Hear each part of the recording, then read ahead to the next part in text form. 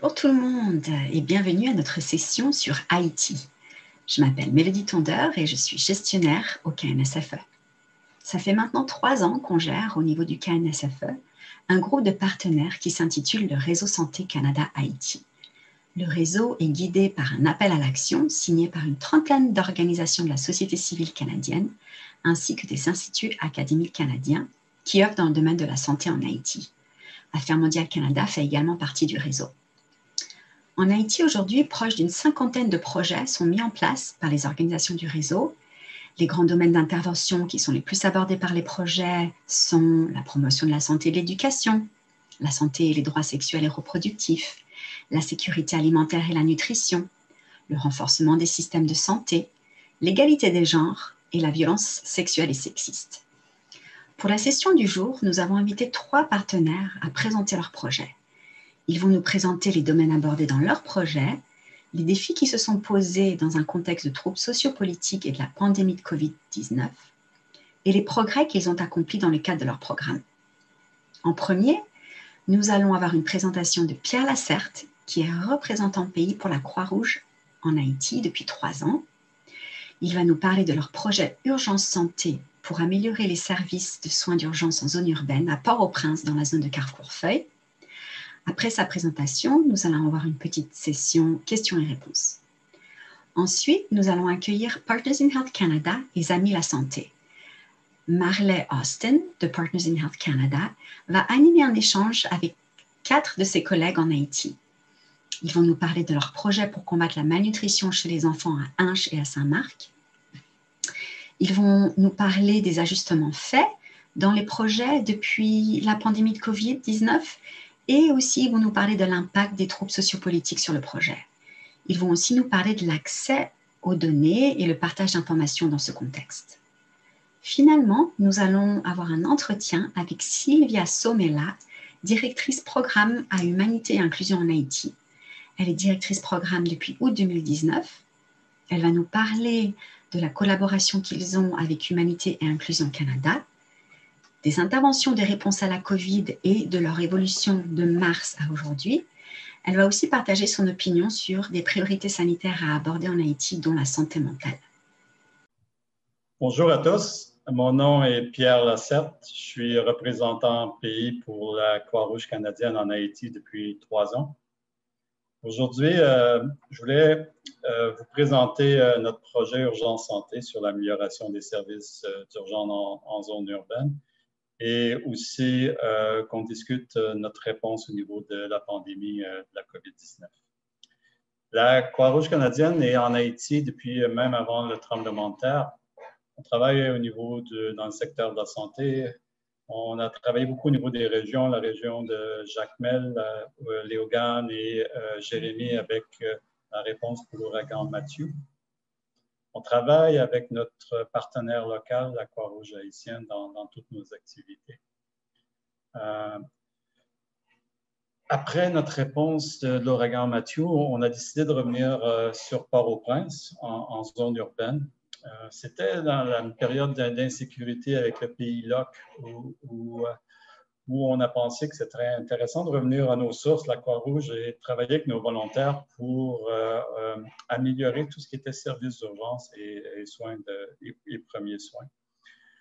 On s'est aperçu que dans les zones de Carrefour-Feuille où on met en place notre projet, il y avait un manque d'informations sur les ressources sanitaires et on voulait, avec nos volontaires, pouvoir travailler à ce niveau-là.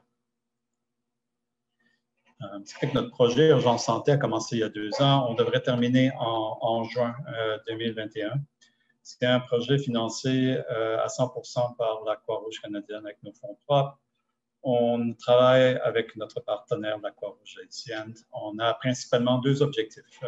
Un, c'est améliorer et renforcer les capacités de notre partenaire, la Croix-Rouge haïtienne, dans les soins d'urgence.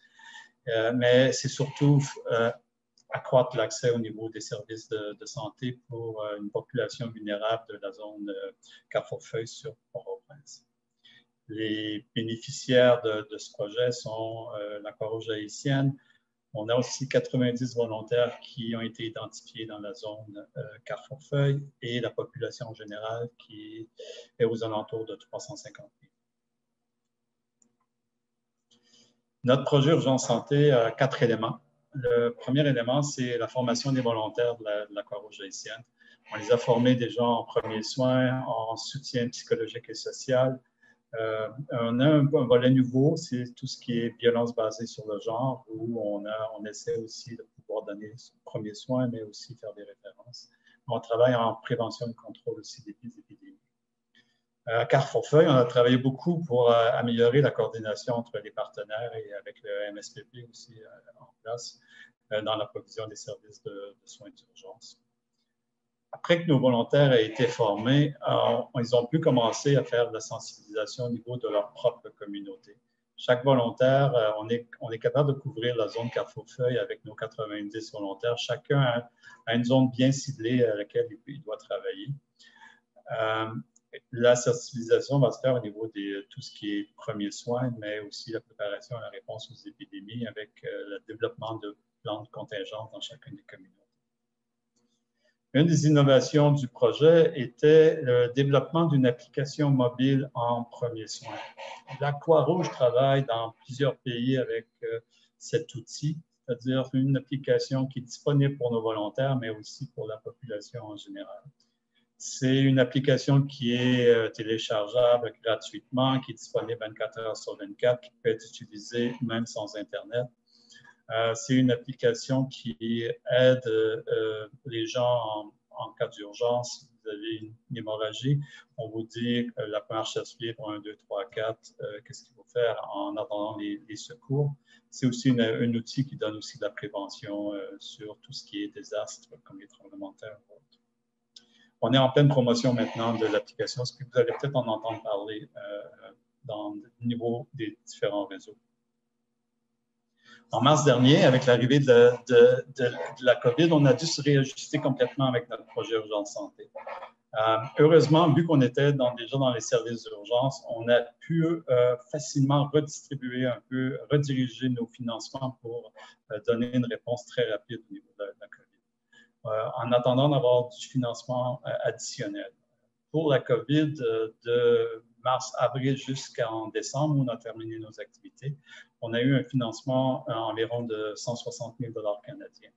On a travaillé avec la Croix-Rouge haïtienne, c'est clair, mais aussi le MSPP et les autorités locales. Je vais aller rapidement au niveau des interventions qu'on a faites au niveau de la COVID. On a commencé à faire la formation de nos volontaires sur Carrefour-Feuille et sur Pétionville, tout ce qui était sur la prévention et le contrôle de la COVID. Mais c'était important pour nous qu'ils soient bien équipés, ce qui fait qu'on a passé beaucoup de temps pour être sûr qu'ils étaient bien protégés avant de les envoyer sur le terrain. Après qu'ils aient été formés, ils ont commencé à faire la sensibilisation communautaire.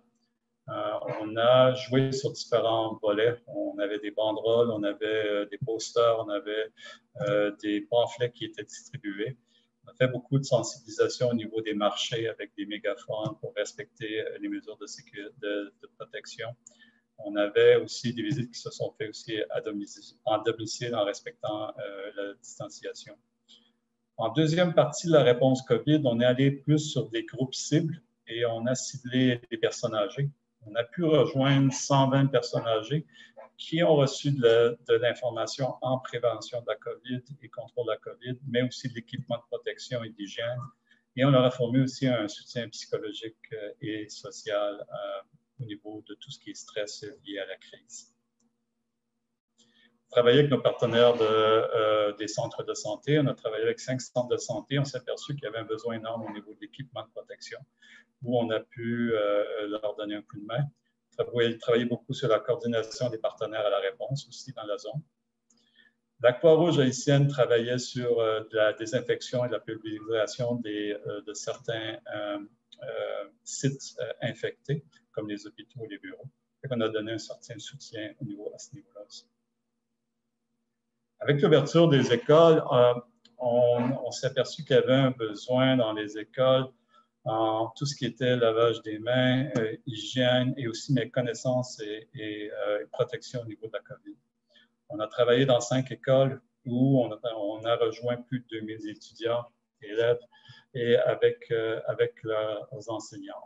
On a distribué l'équipement de protection, on a installé des postes de lavage des mains, on a fourni de l'information sur la COVID et on a aussi organisé des activités parascolaires avec les élèves sur le soutien psychosocial.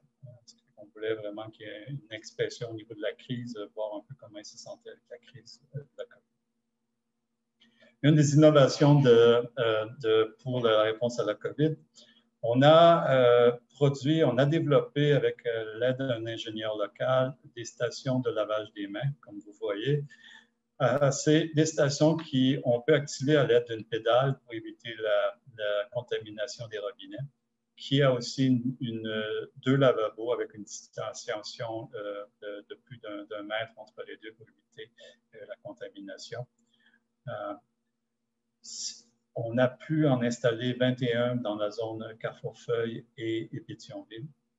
Pour la durabilité, on a décidé en décembre dernier, à la fin de nos activités COVID, de transférer ces stations des endroits publics vers les écoles où on pensait qu'il y aurait un meilleur suivi et une meilleure maintenance de ces installations.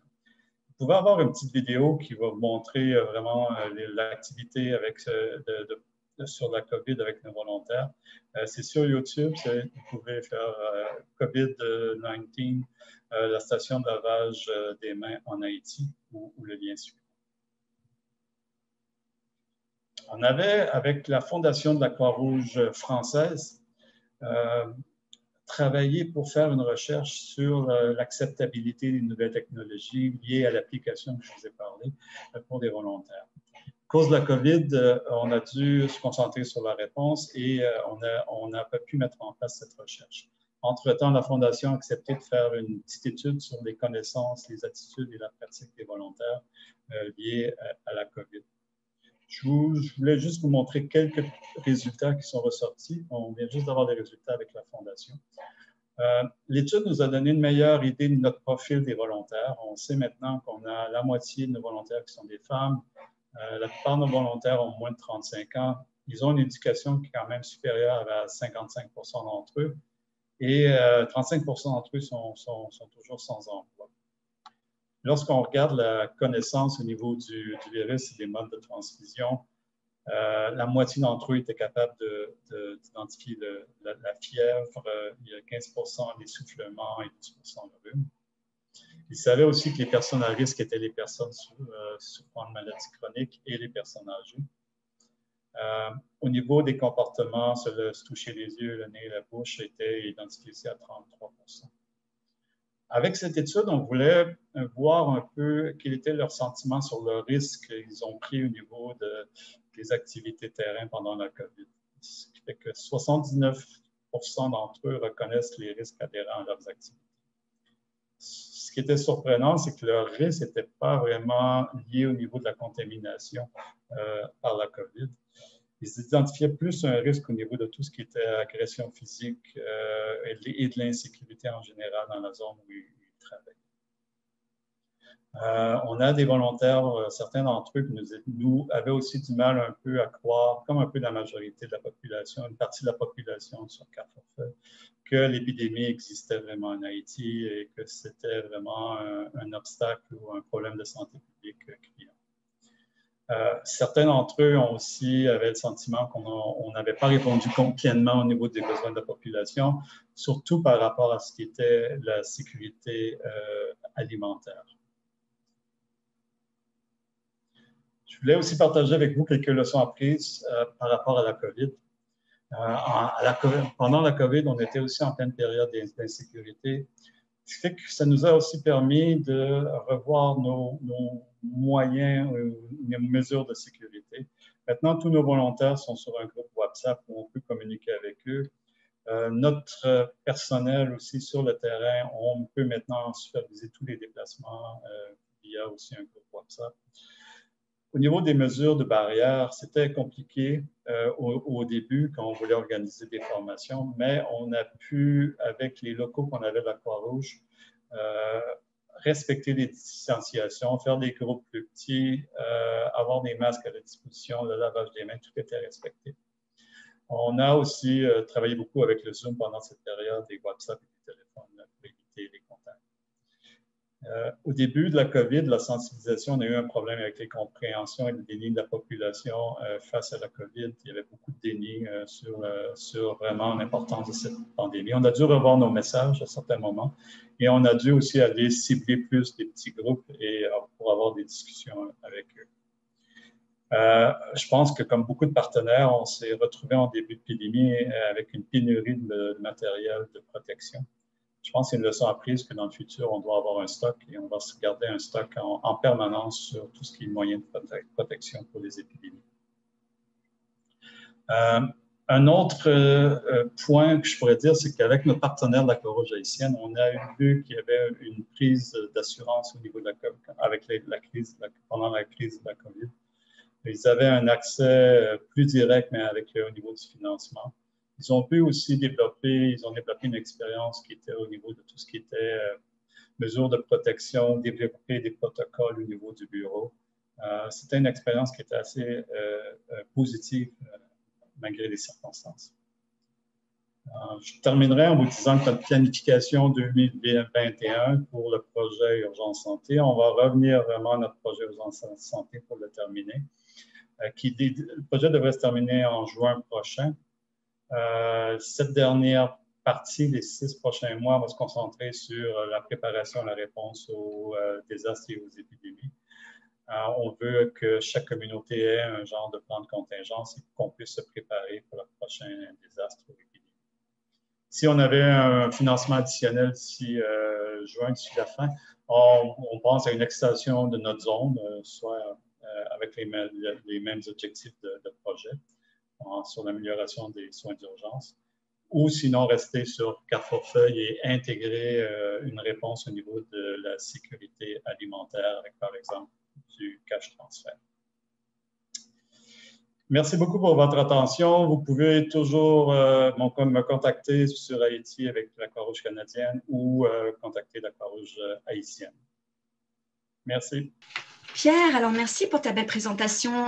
J'ai vraiment bien aimé comment tu as utilisé beaucoup de photos à travers ton histoire et ça nous aide vraiment à bien comprendre tes activités. Alors maintenant, j'ai 3 questions à aborder avec toi et tu nous as parlé de l'application pour téléphone mobile que vous avez développée, que vous utilisez. Est-ce que vous avez considéré l'inclusion de COVID pour une urgence et les marches à suivre? Et si je comprends bien, l'application est utilisée par les volontaires de la Croix-Rouge ainsi que par la communauté. C'est bien ça? Oui, tout à fait. En juin, on était en plein milieu, avec la COVID, on était en milieu de la révision de l'application, ce qui fait qu'on a pu intégrer la COVID à l'intérieur tout de suite. Ce qu'il y a une partie COVID où on parle de description de la COVID, les modes de transmission, aussi la prévention. C'est toujours en créole et en français. L'application est accessible à toute la population. C'est sûr que pour nous, c'est un outil de plus pour nos volontaires. Les volontaires qui ont fait des cours de premiers soins peuvent ensuite s'en servir comme aide-mémoire.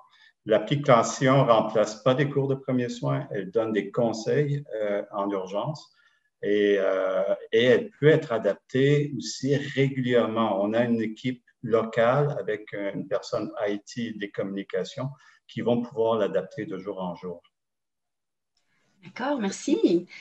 Et maintenant, avec le vaccin contre la COVID qui est désormais disponible, quelles sont les discussions en cours que vous avez avec vos partenaires sur le terrain et qu'est-ce que la communauté pense? Qu'est-ce que tu entends des opinions sur le vaccin?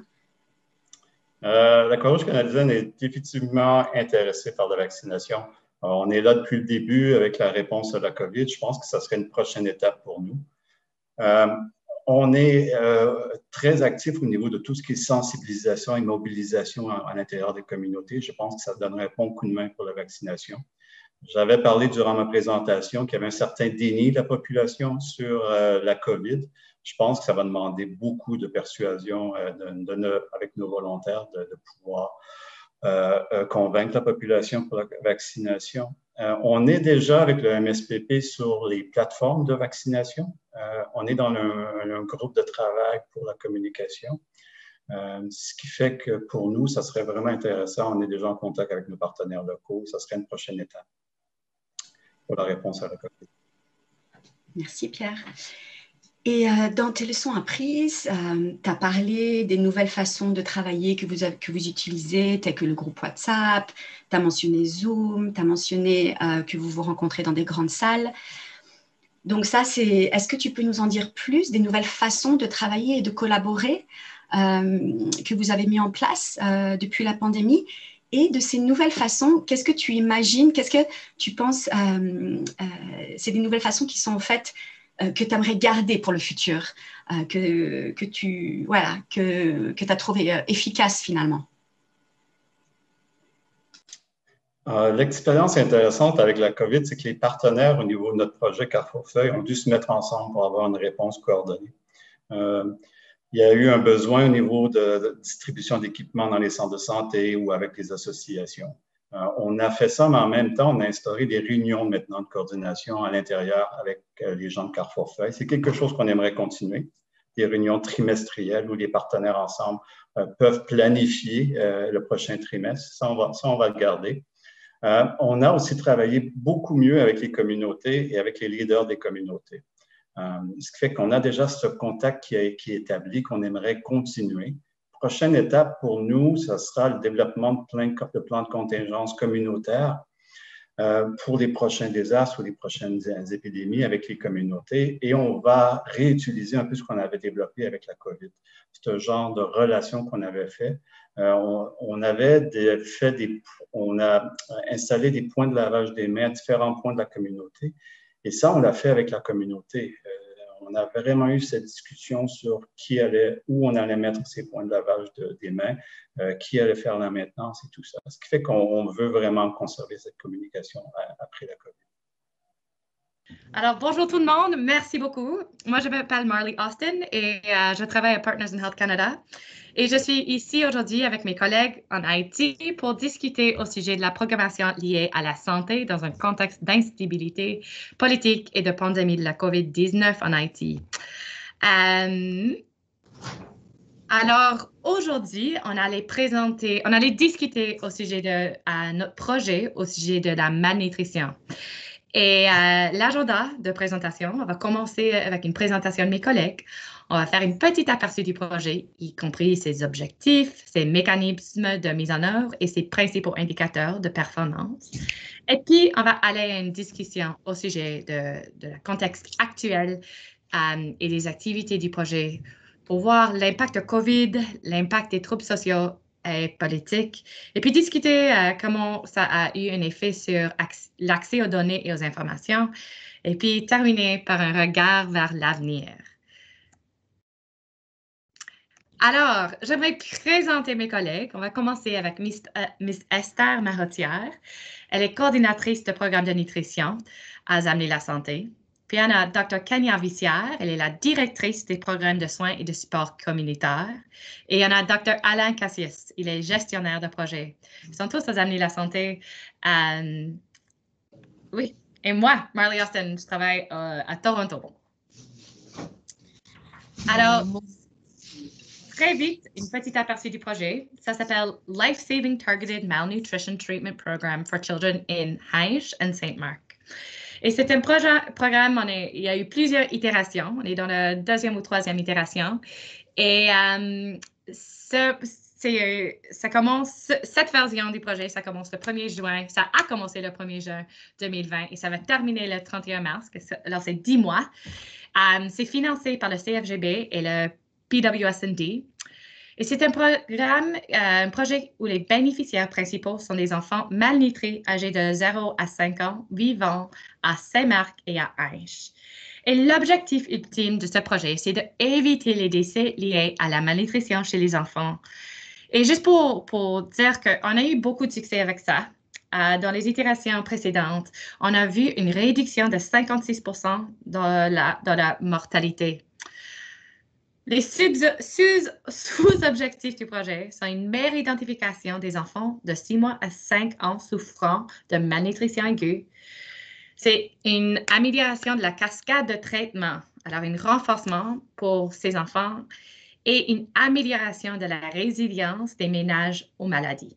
Alors, c'est vraiment le traitement et la prévention.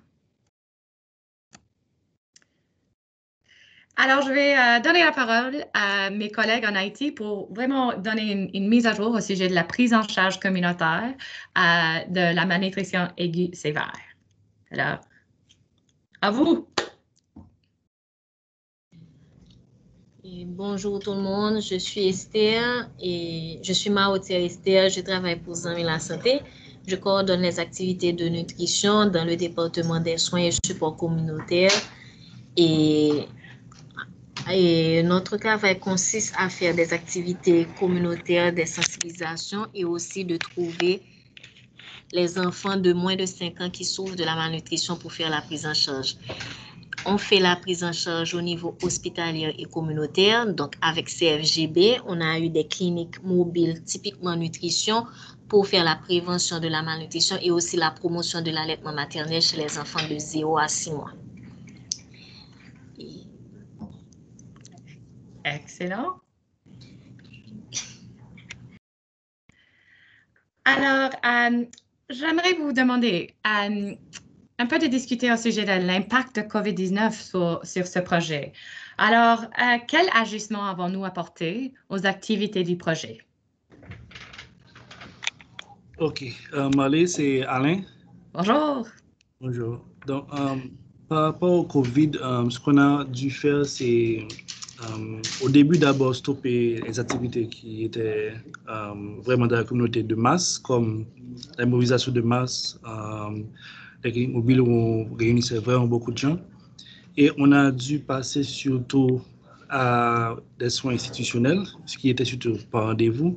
Mais aussi, on a heureusement eu les agents de santé qui étaient assez actifs au niveau de la communauté, donc on les a utilisés, non seulement pour pouvoir atteindre les enfants qui sont en soins, mais aussi pour pouvoir passer, donner le nourrissement aux enfants qui en ont besoin et éventuellement faire un certain niveau de dépistage dans la communauté, aussi donner des rendez-vous à des enfants qui sont suspects grâce à ce dépistage afin de pouvoir plus ou moins diminuer l'impact parce qu'on se serait attendu qu'avec les restrictions de la COVID, il y aurait augmentation puisque les gens ne viennent pas en soins, les gens ne sont pas détectés, mais on a heureusement eu une bonne équipe communautaire qui a pu aider avec cette partie-là.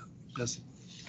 Merci. Il y a d'autres choses que vous voulez ajouter en tant que les impacts et notre capacité à répondre aux besoins? Ou est-ce que c'est un peu tout? Donc, pour les impacts par rapport au COVID, on peut dire qu'il y a eu des difficultés avec les cliniques mobiles vu qu'on avait des restrictions par rapport à la mobilisation de masse. Donc, on a eu moins de jours de clinique ou pas du tout pendant une certaine période. Donc, ce qui était difficile de retrouver les enfants au niveau de la communauté pour le dépistage actif. Et aussi, ça a réduit nos affluences en milieu hospitalier. Par exemple, on devrait faire le transfert. Certains enfants avec malnutrition et complications devaient être transférés en milieu hospitalier. C'était difficile aussi de transférer les enfants puisqu'ils devraient avoir moins de consultations de cliniques externes par rapport à la distanciation et par rapport au nombre de personnes qui devaient être admises en milieu hospitalier. Donc, le COVID a donné des difficultés par rapport à nos stratégies de référence et de prise en charge. Excellent. Je pourrais demander, est-ce que vous pensez que vous avez vu plus de cas sévères qu'auparavant à cause de toutes ces difficultés? Oui, pour les enfants avec malnutrition modérée, vu qu'il n'y avait pas eu de consultation et de prise en charge et ils n'ont pas reçu les intrants et autant opportuns, donc ceux qui étaient modérés sont devenus sévères et ceux qui étaient sévères sont devenus... un peu plus tard, on a eu des cas de malnutrition avec complications. Donc, le COVID a chamboulé nos priorités. OK, merci. Et juste, je sais que comme équipe, on a voulu faire une expansion du projet à Ainge au début de mars et on a dû pousser le début de ça jusqu'au mois de septembre ou août. Alors ça, c'est un impact avec assez de conséquences. Merci beaucoup. On va continuer à la prochaine question. Et c'est juste, quels sont les impacts que les troubles sociopolitiques ont eu comme effet sur les résultats du projet? Et quels sont les ajustements que vous avez apportés? OK. Par rapport aux troubles sociopolitiques, vu qu'il y a eu des moments d'émeute dans certaines localités, c'était difficile pour l'équipe de faire les va-et-vient entre les localités Port-au-Prince et d'autres villes et d'autres sections communales. Donc, il y avait des manifestations, il y avait des pneus enflammés, il y avait des jours de grève où on ne devrait pas sortir pour faire des activités. Donc, les troubles sociopolitiques ont quasiment saccagé nos activités de clinique mobile. Et qu'est-ce qu'il y a eu comme effet sur les résultats? Et, les objectifs étaient difficiles à atteindre à un certain moment, puisqu'il y avait arrêt complet des activités. Donc, le nombre d'enfants exéatés pour une certaine période n'a pas été respecté, vu qu'on n'avait pas eu de clinique mobile, et c'était difficile aussi de trouver les gens au niveau de la communauté. Merci beaucoup. Quels sont les ajustements que nous devrions apporter par rapport à ça? On espère bien que certaines fois, quand il n'y a pas eu de troubles sociopolitiques, on a dû faire des cliniques mobiles sur plusieurs sites qu'on n'avait pas eu le temps de faire lors des émeutes. Donc, ça a demandé un effort considérable en plus pour l'équipe au niveau de la communauté. Merci beaucoup, Esther. Comment est-ce que la pandémie ou les troubles ont-ils affecté les données du projet? Et comment est-ce qu'ils ont affecté l'accès à l'information, y compris le partage d'informations entre les différentes organisations travaillant en Haïti, y compris le gouvernement aussi? Bon, par rapport aux données, donc, la pandémie n'a pas fait... Bon, vu qu'il n'y avait pas eu d'activité, donc les données étaient un peu restreintes de partager avec l'équipe de PH Canada ou le réseau des Amis de la Santé. Donc, c'est comme on devrait avoir des données mensuelles, mais c'est pas des retards, on n'a pas eu de résultats par rapport aux absences d'activité. Maintenant, par rapport aux partenaires qui travaillent dans la nutrition au niveau pays avec le ministère, et normalement, il y a un comité technique de nutrition au niveau du pays qu'on a l'habitude de faire des réunions à la fin des derniers vendredis de chaque mois. Donc, c'était difficile de réunir entre partenaires et avec le ministère. On a dû faire des réunions sur Teams ou Zoom et même le cluster nutrition également. Donc, des fois, c'est difficile de trouver les partenaires parce qu'avec la pandémie, toutes les réunions se font par Teams ou Zoom. Donc, il y a un chevauchement des réunions par rapport au cours du mois. Il y avait beaucoup de personnes qui se plaignaient. Il y avait trop de réunions planifiées sur Zoom et qui durent au-delà de 3 et 4 heures de temps. Donc, c'était difficile de partager les informations. C'était difficile de se rencontrer en présentiel. Donc, ça a duré de mars jusqu'à novembre. On a eu notre première réunion au niveau pays avec les partenaires à partir du mois de décembre. Et au cours du mois de janvier, on a eu une autre réunion. Donc, et cette présentielle, alors, cette première réunion au cours du mois de décembre, ça nous a permis de se rencontrer à nouveau et de replanifier les stratégies pour partager nos informations. Merci. Et dernièrement, quels sont vos plans pour le projet en 2021? Comment est-ce que ces plans ont-ils changé par rapport au plan initial à cause de la pandémie et tout ça?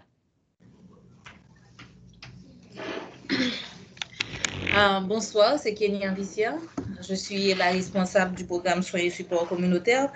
Par rapport à 2021, on ne compte pas vraiment changer les plans. en matière de stratégie pour pouvoir intervenir sur le terrain. Sauf qu'on est une équipe assez dynamique et assez flexible. Donc, ce qui veut dire on va toujours essayer de s'adapter parce qu'on ne prévoit pas, ni on ne fait pas la prévention des troubles sociopolitiques, des catastrophes qui peuvent venir. Donc, on se maintient au plan, mais avec toujours cette possibilité d'être très flexible et de pouvoir adapter nos stratégies.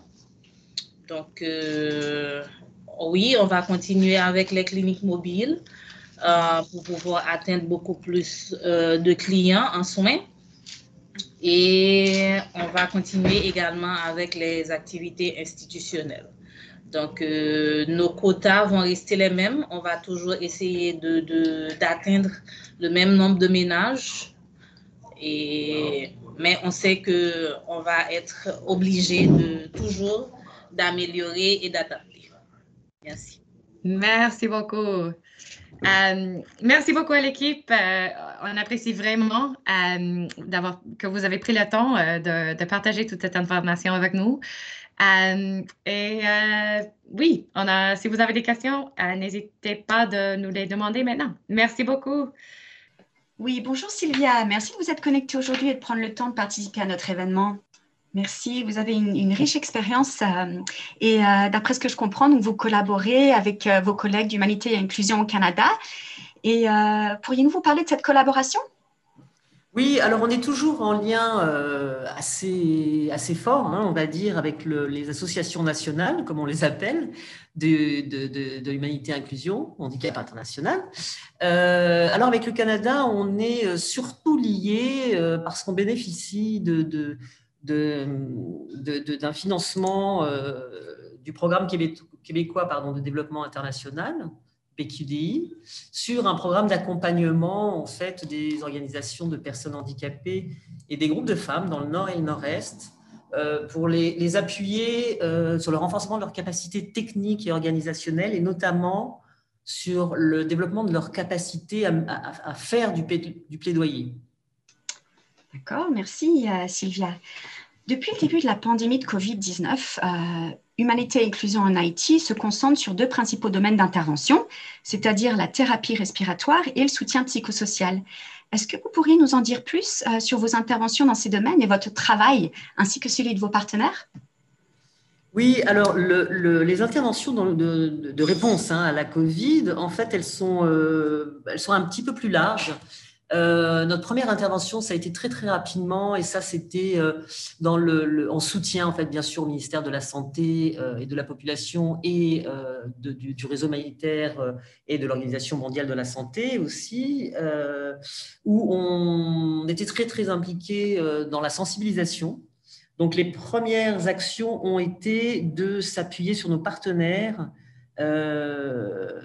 pour sensibiliser les personnes les plus vulnérables, dont les personnes handicapées, lesquelles, on le sait, dans une crise humanitaire, ont rarement accès à l'information sur les services et rarement accès à l'information tout court.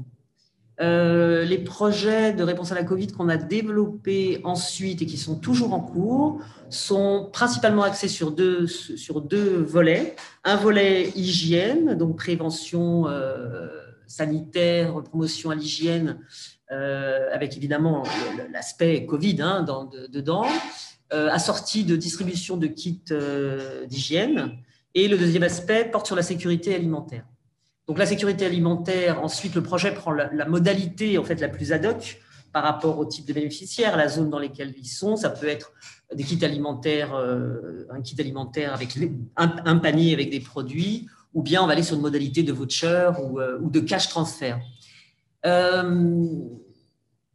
On a pu le faire très rapidement l'année dernière, dès le mois d'avril-mai, en réorientant un certain nombre de fonds avec l'accord de nos bailleurs, notamment la coopération belge, l'AFD, Grandi, c'est ça, qui est aussi un autre bailleur et le MAE de Luxembourg, pardon, et on a pu le faire grâce à leur autorisation et ça nous a permis d'intervenir très très rapidement. Ensuite, on a, et c'est là que je vais arriver à la thérapie respiratoire et au soutien psychosocial, on a bénéficié en fait d'une enveloppe d'urgence du CERF, des Nations Unies, pour un projet de réponse rapide qui s'est mis en œuvre au mois d'août et qui va se terminer début mai. Effectivement, qui a aussi un axe hygiène, un axe sécurité alimentaire, sur lequel aussi on est en appui pour une réponse inclusive. Donc ça, c'est un appui qu'on apporte à l'ensemble des ONG qui ont bénéficié de cette enveloppe CERF. Donc il y en a 5 en Haïti, dont 2 qui sont nationales et dont nous, parmi les 3 internationales.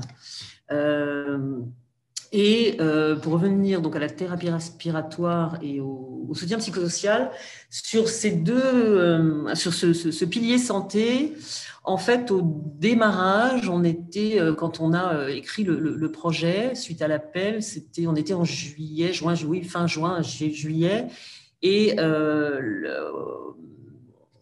au niveau de la propagation de la Covid, on était dans une période où on avait passé un pic début juin, un très net pic, et l'ensemble du pays était en surveillance très forte, bien évidemment, puisqu'on ne savait pas comment cela allait évoluer, si ça allait reprendre pour s'amplifier encore. Donc, la proposition qui a été faite à ce moment-là était une réponse de prise en charge en fait, des patients atteints de la Covid en phase subaiguë pour la thérapie respiratoire donc assortie de soutien psychosocial. Ces deux activités, elles étaient prévues dans les centres évidemment de réponse Covid, de prise en charge des patients. Heureusement, la propagation de la Covid, elle a nettement diminué ensuite pour arriver à être très, très faible sur les mois de septembre, octobre. Malheureusement, je crois qu'on est vraiment dans une seconde vague, puisqu'à partir de début novembre, les taux de séropositivité des tests ont augmenté vraiment considérablement. Mais on reste sur une situation pas jugée d'alarmante. Donc, en fait, voilà, on apporte un appui, ça c'est actuellement, à des centres de réadaptation partenaires de Humanité et Inclusion en Haïti, et puis à de nouveaux établissements sanitaires, par exemple le sanatorium, qui est vraiment spécialisé sur les maladies respiratoires, et à d'autres hôpitaux avec lesquels nous n'étions pas en partenariat, alors, d'une part, dans les centres de réadaptation, c'est pour appuyer continuité des services. Et puis, dans les hôpitaux, type sanatorium, c'est pour commencer à intégrer une réponse, en fait, la prise en charge précoce, en fait, des patients en réadaptation. Et ça nous permet, en fait, il y a 2 choses. La première chose, c'est que la thérapie respiratoire en Haïti, elle n'est pas proposée dans les cursus des physiothérapeutes. Bon, en Haïti, la réadaptation n'est pas encore reconnue, c'est-à-dire que les curricula des professionnels de la réadaptation ne sont pas reconnus, par exemple. Et cette thérapie respiratoire, le fait de les avoir formés en thérapie respiratoire, c'est une première en Haïti. La crise Covid, elle a permis de mettre vraiment en lumière ce besoin de réadaptation. Le ministère de la Santé a été très actif sur la formation des personnels de la santé, sur l'oxygénisation, voilà, sur ce registre-là de prise en charge du patient. Et donc voilà, ça nous a permis effectivement d'ajouter ce volet supplémentaire de la thérapie respiratoire dans la formation des physiothérapeutes et des techniciens de réadaptation. Voilà, l'appui psychosocial, il est apporté par notre partenaire Douleurs sans frontières, avec lequel on a un premier partenariat, une première collaboration ici en Haïti. Et ils ont réorienté de la même façon que nous, à savoir pouvoir proposer aux établissements sanitaires un appui complémentaire ou un appui tout court en soutien psychologique Et ça aussi, c'est un aspect qu'on va développer aussi dans notre stratégie future, hein, qu'on doit écrire très très bientôt pour 3 ans. Et c'est un aspect extrêmement aussi important, et ça rejoint notre volonté de proposer, d'aider les établissements sanitaires à avoir une réponse holistique de prise en charge des patients et dans le cadre du soutien psychosocial de leurs aidants. Ça, c'est très important. Merci Sylvia, c'était vraiment une très belle description de votre part de votre programme que vous aviez en place avant la pandémie, comment vous avez réadapté. On a bien compris votre chemin cette année avec votre équipe, vos partenaires, donc merci beaucoup. Peut-être ma dernière question va avoir avec peut-être une des priorités que vous pensez à aborder en Haïti qui a changé depuis le début de la pandémie. Vous avez mentionné la sécurité alimentaire, une priorité importante pour vous, vos activités.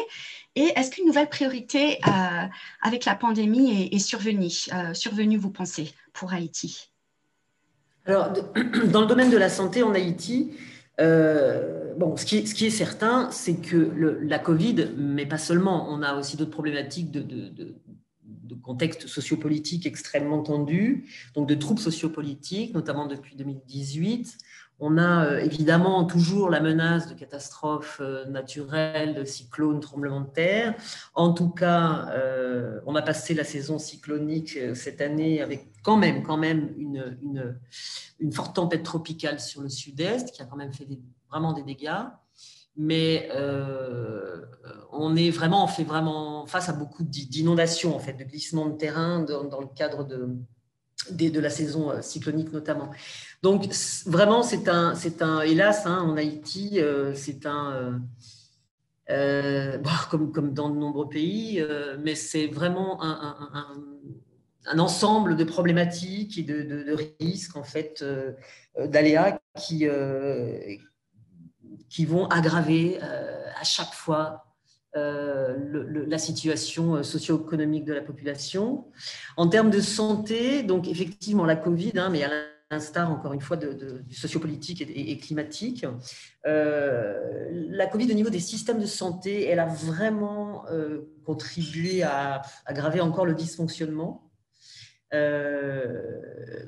Il y a eu une perturbation, notamment des services essentiels. Et alors, vraiment, on voit que ça touche la surveillance épidémiologique, mais ça va toucher aussi la santé maternelle, néonatale et infantile. Ça, on le voit au niveau institutionnel, on le voit au niveau communautaire, bien évidemment. Et puis dans le domaine de la santé, il y a effectivement cette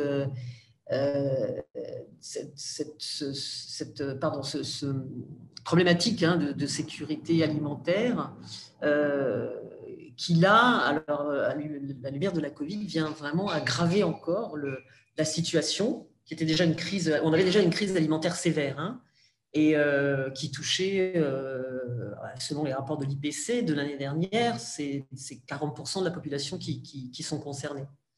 Et moi, tout le monde, hein, s'accorde aussi à reconnaître que en termes de santé mentale, là, il faut vraiment développer les services et l'accès évidemment aux services.